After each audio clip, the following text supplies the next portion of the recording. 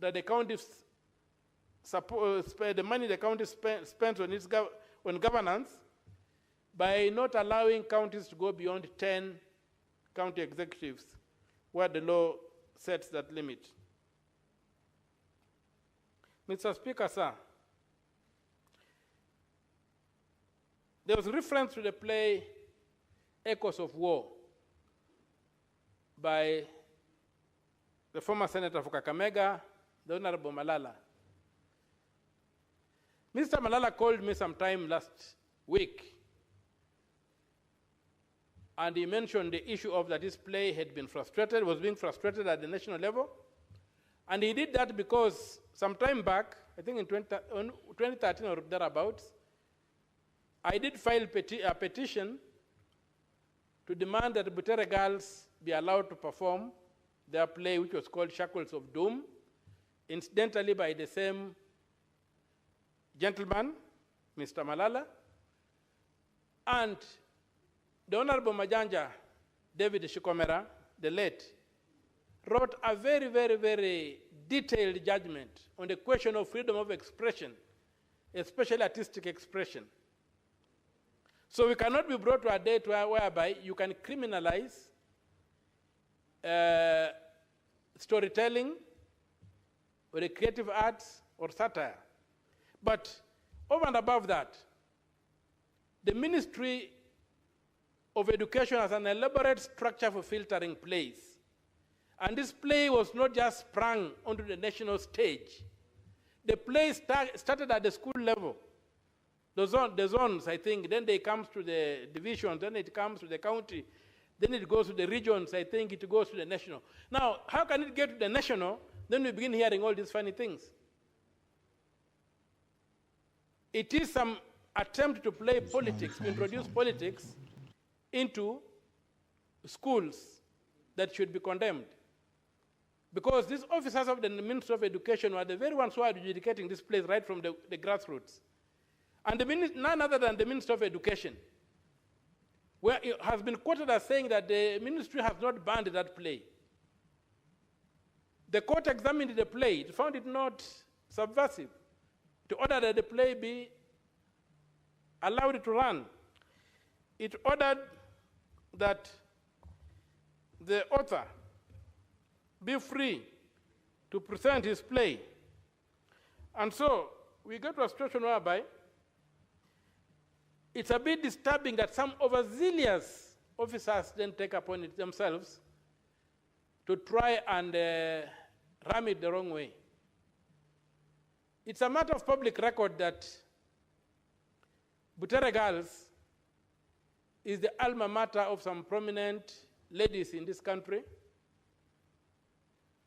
And some of those ladies are supposed to have been vexed by the fact that their former schools are being associated with this kind of performance, and that they are behind the overreach by the security forces to try and frustrate the play, even when the Minister for Education has gone on record to say that they did not ban that play. And so I would like to call upon those who are in charge of this country to ensure that we don't lose our focus in terms of what should be done. And the use of excessive force against children is not acceptable. We are a democracy,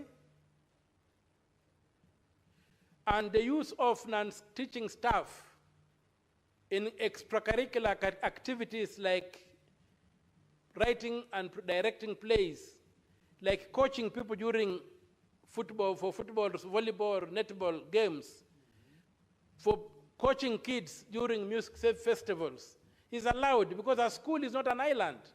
A school is part of the wider community, and it should interact with the wider community. As to say that a politician cannot meddle, yes, Mr. Malala may have been a politician. I've seen some people comment that way. I am also a published playwright, for those who don't know. I could be the topmost playwright living in Kenya today. And I've written plays. I've published plays. My plays are being taught in the black drama series in the USA. It doesn't mean that I cannot, that I'm somebody lesser human being than who cannot just engage in a school. So you can't say that I cannot go with my vast experience into a school and participate in their drama festivals. So I think as a country, we are dancing down a very, very dangerous slippery slope that is going to attempt and stifle freedom of expression. And above all, after a court has ordered, assuming there was a dispute, the emergency was none, to just overzealous individuals, assuming there was a dispute, and the court has resolved that dispute by giving specific orders, we cannot afford to defy those orders. If you don't agree with the orders, go back to the court that issued them and demand that they be lifted. Don't try to take the law into your own hands and do whatever you want to do. So, in terms of insubordination that we are also talking about in this particular motion, I feel that this culture of insubordination to legitimate authority needs to be addressed so that we do not end up being our own enemies. We do not end up harming the fabric that holds this country together, and we proceed to encourage the creative arts to help us look at ourselves and to help us understand